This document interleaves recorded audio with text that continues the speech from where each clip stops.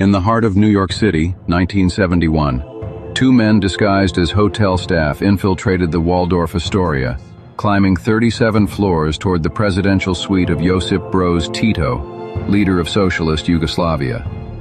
Their mission: assassination.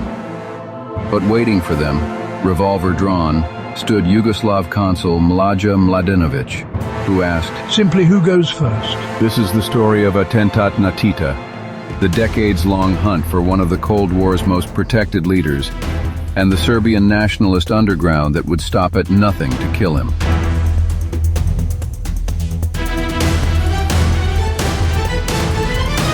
Our story begins in Pančevo, where young Nikola Kavaja learned that his brothers had been imprisoned. That night, consumed by rage, he crept through his military barracks and scrawled on the garrison wall, "Death to Josip Broz Tito and the communists." Panic had spread like wildfire. Kavaja was sentenced to 18.5 years in prison. But after 4 years, on a transport from Maribor to Goli Otok, he leaped from the moving train. With the help of Slovenian Viktor Persha, he reached Austria, where the United Nations granted him political asylum. In 1961, among 24 emigrants who received special immigration visas, Nikola Kavaja arrived in America, the promised land for anti-communists. There he met Dragiša Kašiković, the most learned and influential activist in the Chicago diaspora. In a monastery, over the grave of Bishop Plendaria, they swore a sacred oath: to execute the task for Serbian land and Serbian faith, the liquidation of Tito. The CIA briefly recruited Kavaja as an informant about conditions in Yugoslavia. America was intensely anti-communist then, but when the FBI demanded he spy on Serbian associations in America, Kavaja refused. From that moment, they began watching him. Their first opportunity came in Mexico. The group believed Tito would be less protected there than in America.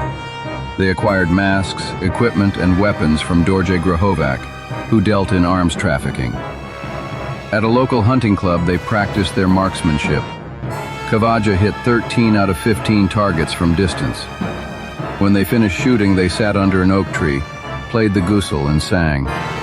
But when Tito's plane landed in Mexico, it never stopped. The aircraft simply turned around and departed, with Tito never emerging. Next came Washington. President Kennedy was hosting Tito for a 10-day visit. Kašiković, who spoke the best English, read the Washington Post and informed the others that Tito would be staying in Williamsburg, 60 miles from Washington. They drove there in the afternoon, a 2-hour journey. Upon arrival, they noticed 3 helicopters overhead. Kavaja commented that Tito was a cunning fox who dared not travel any other way than by air.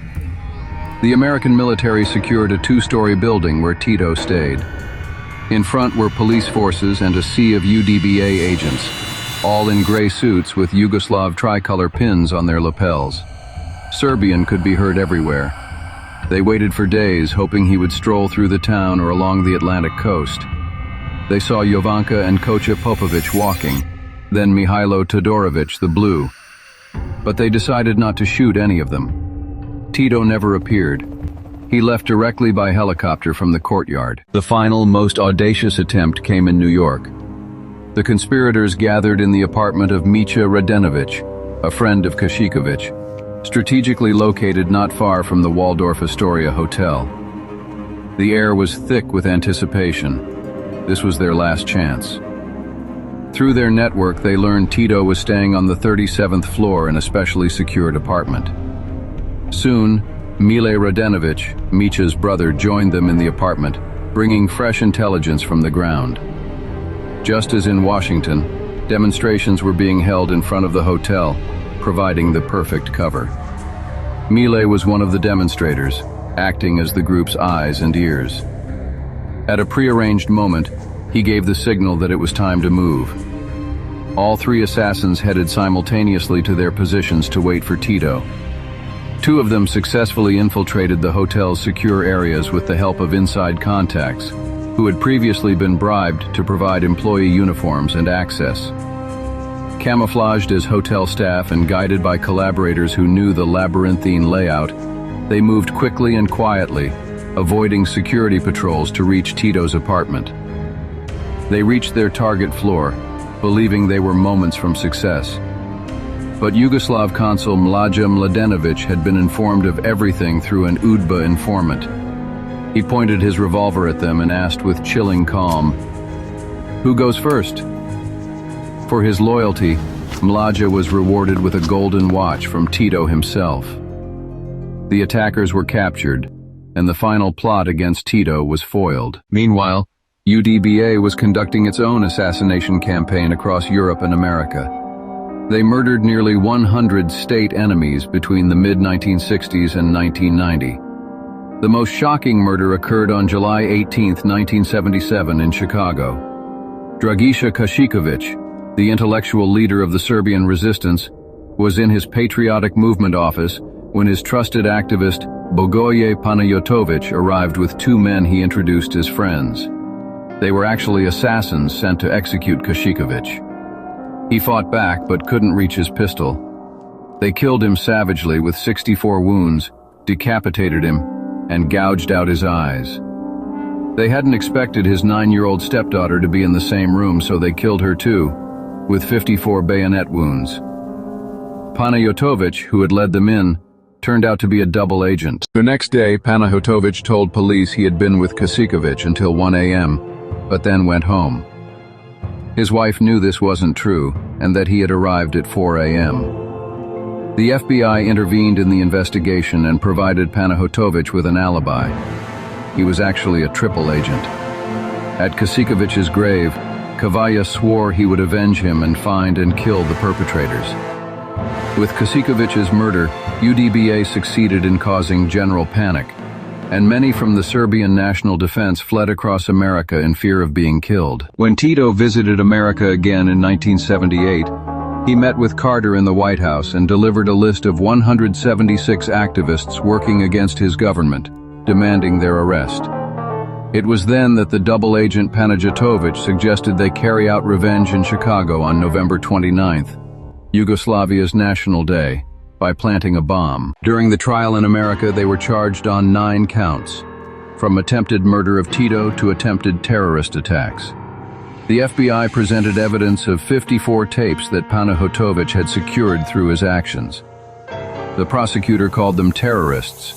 They strongly opposed this terminology, and their lawyer threatened to withdraw his clients from the trial. When Kavaja entered the courtroom full of local Chicago Serbs, he exclaimed, "God help you, Serbian brothers." Mile responded, "Long live Kavaja, long live Serbian patriots," for which he was reprimanded. 25 days later, while being transported to Chicago for sentencing, Nikola Kavaja convened a final, desperate meeting with his comrades. The mood was somber. He told them he expected a sentence of decades, a harsh imprisonment from which he might never emerge. He insisted that something drastic had to be done. If I have to choose, what would I choose but freedom, even if that means death? Soon after, his wife was at home watching the evening news. A breaking story interrupted the broadcast. A Serbian nationalist had hijacked American Airlines Flight 293. The plane was filled with passengers, and the hijacker's sole audacious demand was for the immediate release of his friend, Father Stojko Kajević, from prison. For Kavaja's wife, the terrible truth began to sink in. Scrambling to respond, the FBI brought Father Kajević out of his cell and into a command center, where he was met by a lawyer. They informed him of the hijacking, explaining the grave situation and the hijacker's demand. With the lives of the passengers hanging in the balance, the FBI, pressed by the hijacker's unyielding demand, insisted on establishing a telephone conversation between Kajević and Kavaja. A secure line was patched through to the cockpit. Contact was established. On the plane, Kavaja addressed his friend. "This is Commando Kavaja. I came to free you and for us to fly to Yugoslavia with this airplane. Our families from the mountains of Montenegro have known each other for 1,000 years. Therefore, I believe you are not a terrorist but a nationalist, and I'm sure you have nothing against American citizens. so you will now immediately release them nicely.